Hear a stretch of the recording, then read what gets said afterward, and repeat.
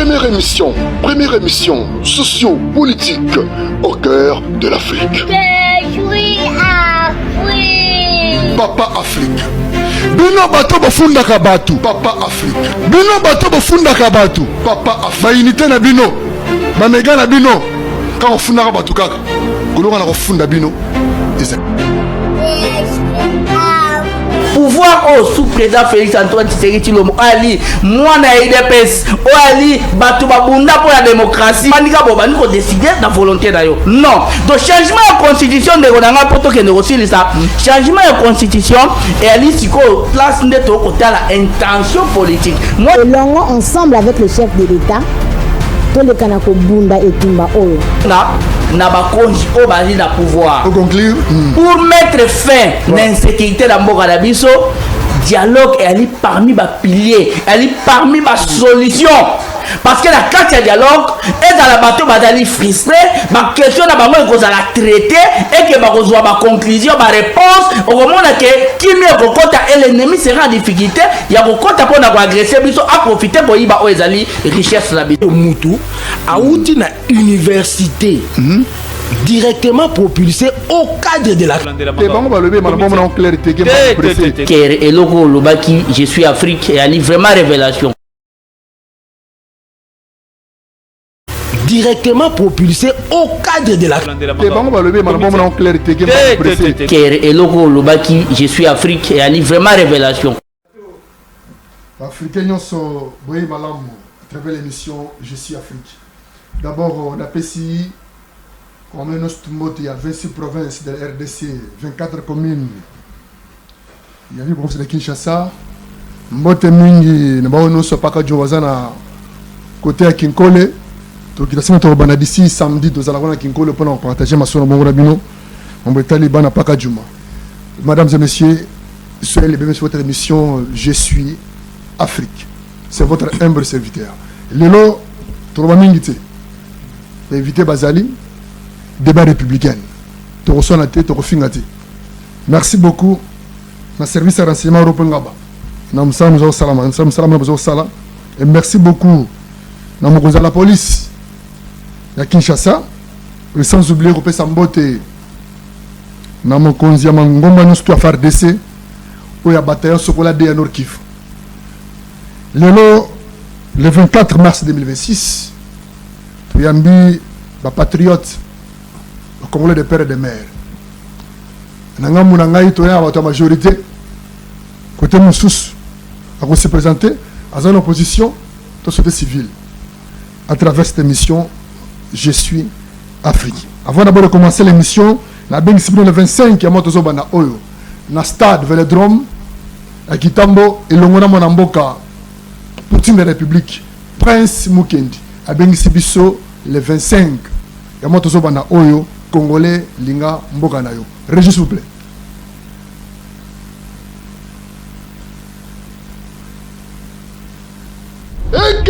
Kele tunanga nini mwana mama bampangi na muni ya bwala bata tuni bamam iko ingine nani wana eloko yango tozelaki yango yo la belle Congo conscience ya mwana mboka Prince Mukendi Poutine cadre munene ya UDPS abongiseli biso mobange na campagne nationale et internationale congolais linga mboka na yo ekosalema mokolo ya le 25 avril 2026 na stade Vélodrome de Kitambo. Campagne yango ezo concerner biso nyonso ba congolais ozala docteur, avocat, apôtre, femme commerçante, étudiant, élève, ezala montard, cultivateur, menuisier, politicien, policier et journaliste.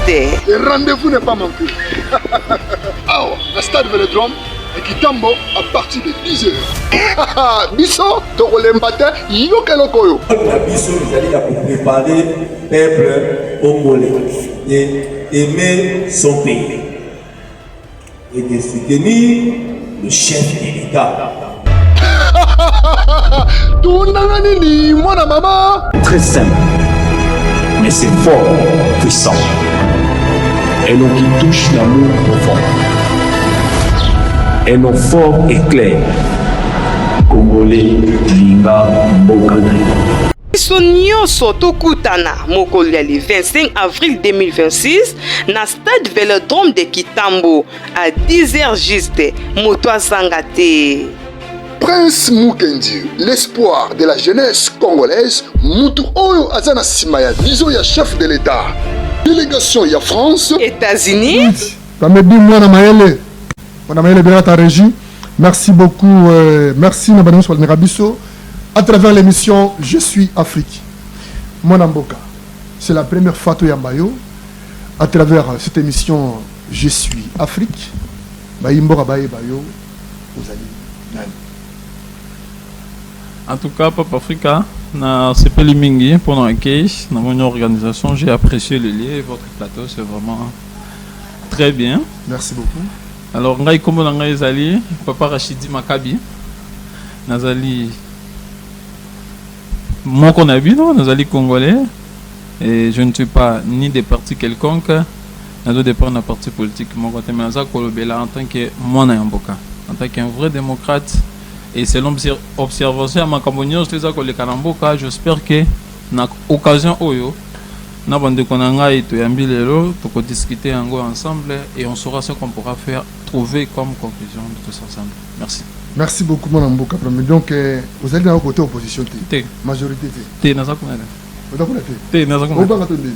T nazo banga mutu T. Nazo banga mutu T. Obanga la d'opposition. Non mutu T. Non. Naza dans la partie de mon côté. Ni majoritaire, ni opposition. Naza kaka un simple compatriote. Naza kaka na 4-4.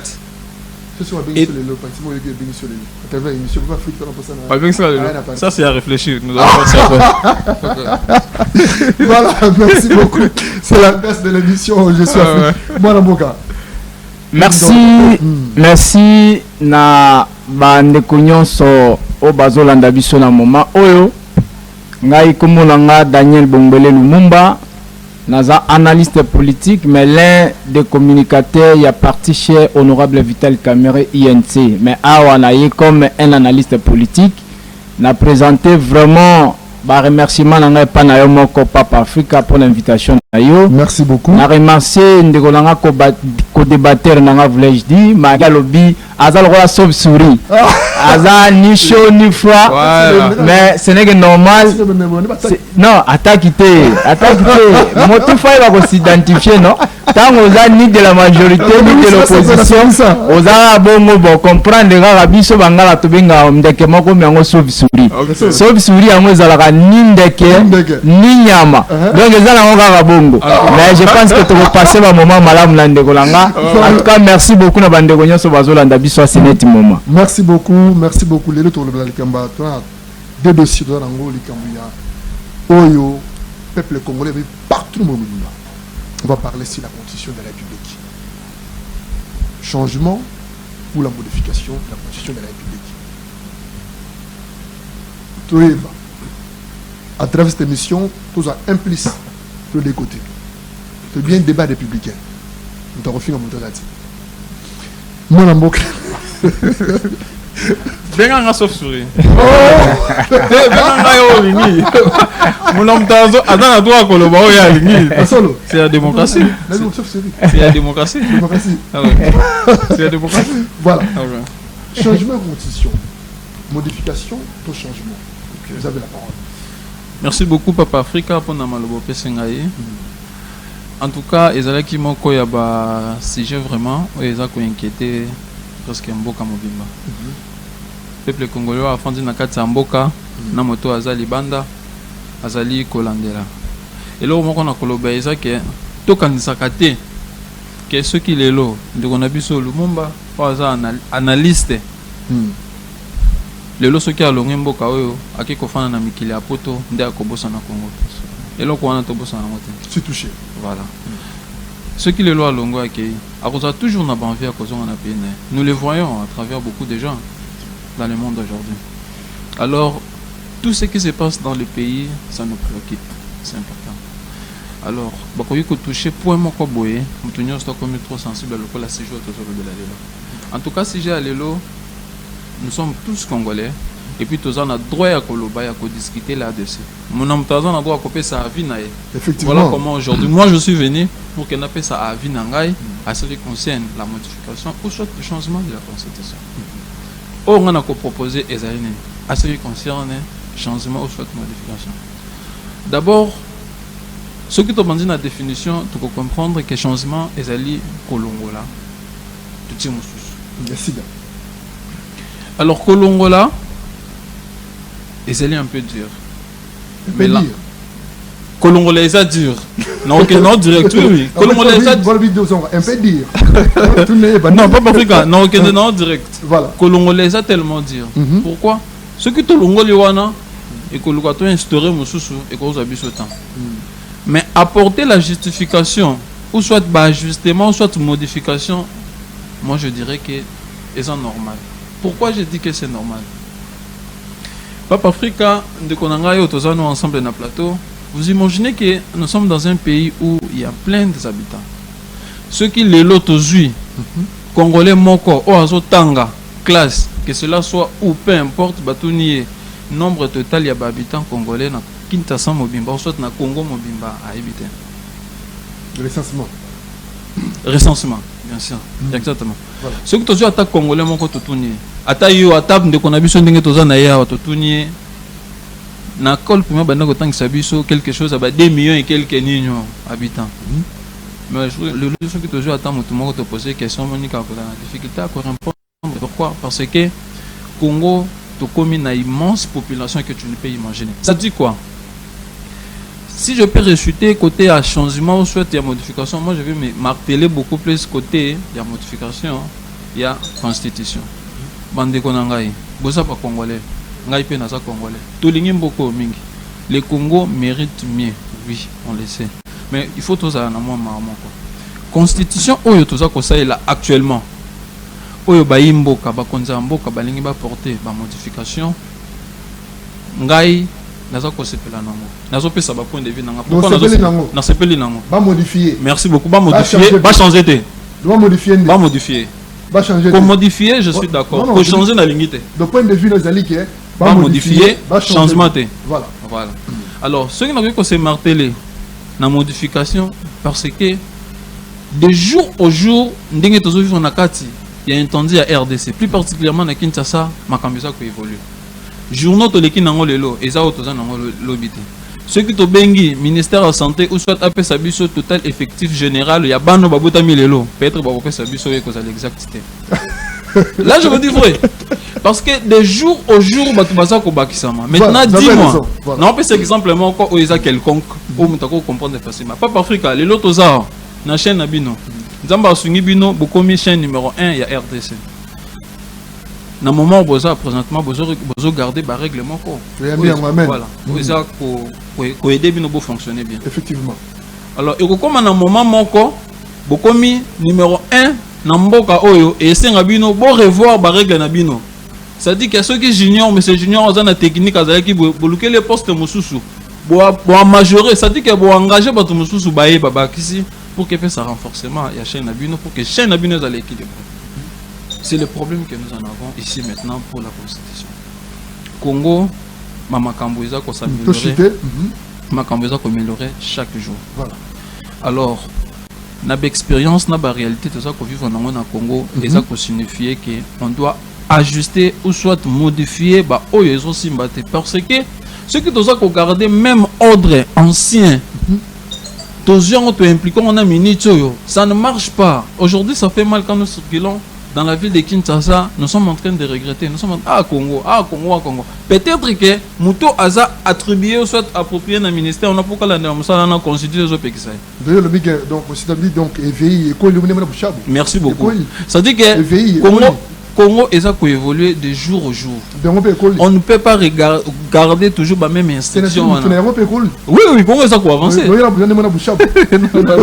Congo est avancer. Non, je ne connais pas, mais c'est Bouchabou. Congo est avancer. Alors, il faut adapter la réalité selon les besoins du peuple congolais. L'adaptation à la réalité de ce vivre, c'est que les autres vivent en 2009, 2010, c'était papa. Le lot en 2021, tout comme dans le 21e siècle, Donc à tel point, majorité et la technologie à Batou, et ça ça n'est qu'à évoluer. On ne peut pas garder toujours le même ordre. Et ça interdit aussi longtemps que le peuple est en train de s'accroître. Merci beaucoup, Madame Bokaro, qui est analyse là-haut. Point de vue, on peut s'y contenir de la position. Il y a le billet de Andiniba.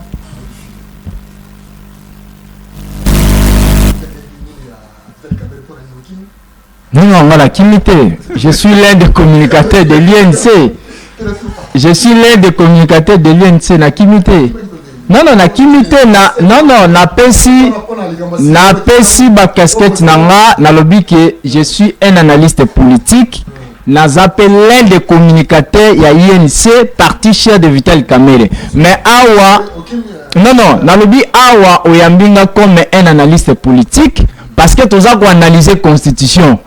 C'est dans ce sens-là que j'aimerais clarifier les choses. Pour nous, ça mal complété. Donc, le point de vue, on a la globale, ça n'engage que moi, ça n'engage pas l'INC. Merci beaucoup, Mwana Mboka. Je très bien que Fatih Beto a un mandat, mais Azana Azana mission. Quand il y a une mission, Beba Nizali n'a pas article Bomoni. Tu as des articles 5, 218. L'article 22 et 2, l'article Beba pour chez nous. Merci pour la question. Ndegonangai Papa Africa, problème il y a changement de constitution, ndenge de Koti Koloba, ils ont créé des problèmes et belé, des complications et belé. Mais il faut tout réfléchir le rôle à Tomaïle. Parce que les changements de la constitution, c'est un débat purement scientifique, un débat démocrate, un débat purement républicain.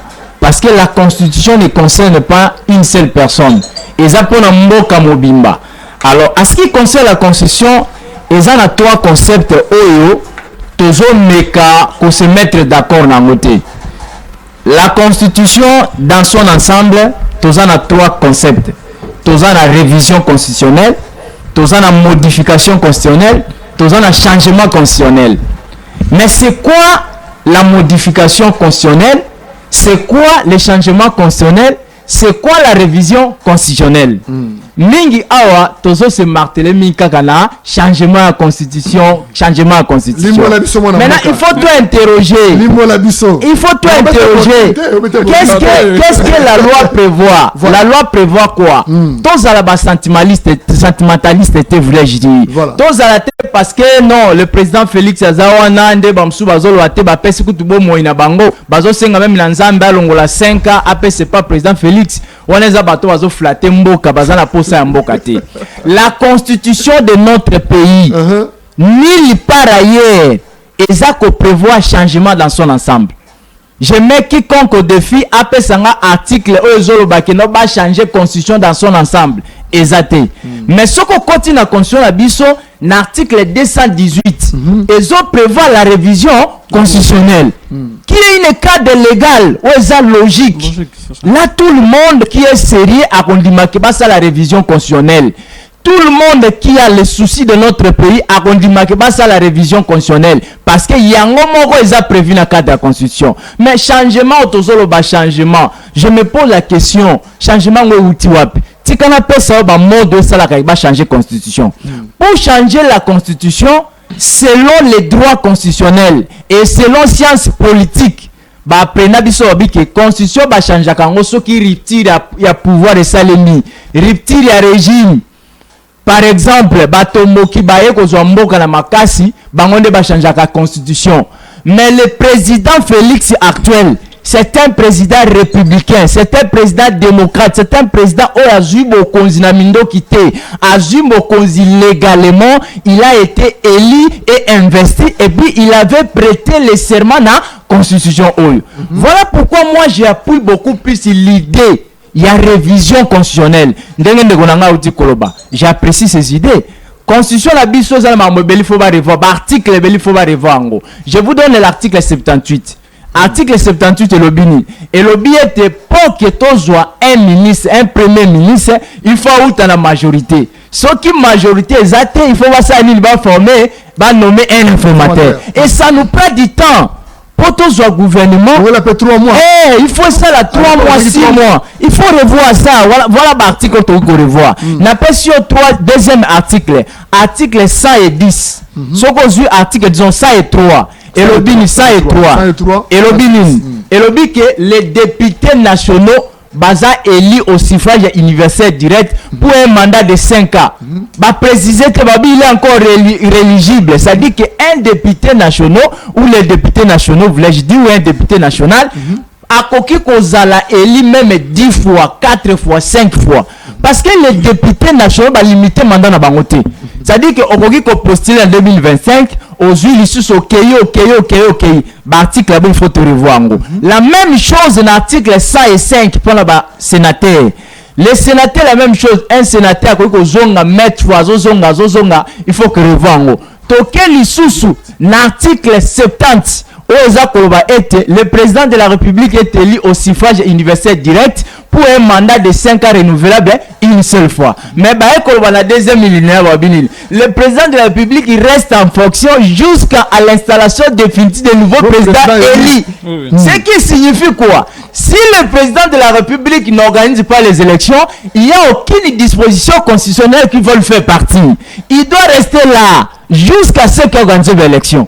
Au moins que ceux qui te l'obito côte en profondeur à constitution biso, effectivement notre constitution pose un problème. Yango biso ba mususu toza ko prôner, toza ko soutenir la révision constitutionnelle et non les changements de la constitution dans son ensemble. Nazo chité wana. Pourquoi nous refusons les changements? Vous avez votre majorité, non? Nous avons une union sacrée. Bien entendu.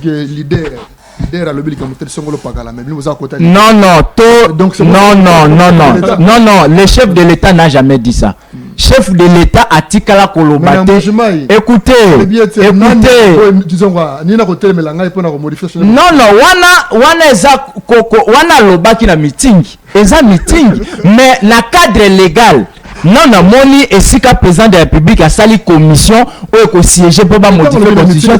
Non, il est le garant de la nation. Mais moi je ne reste pas dans les discours bien bas spectaculation tout cela. Moi je reste dans les cadres. Non, écoutez, ce n'est pas question Vital Kamera. Moi je suis scientifique, je reste dans les cadres scientifiques. Nazo yo tout dans question. Est-ce que ça la disposition moi le va changer constitution dans son ensemble? Moi je reste dans le cadre légal. C'est-à-dire la la révision constitutionnelle et non les changements. Parce que ceux qui te le changement, ça signifie quoi? Tous la constitution te déchirer en gros. Tu bois qui en la poubelle.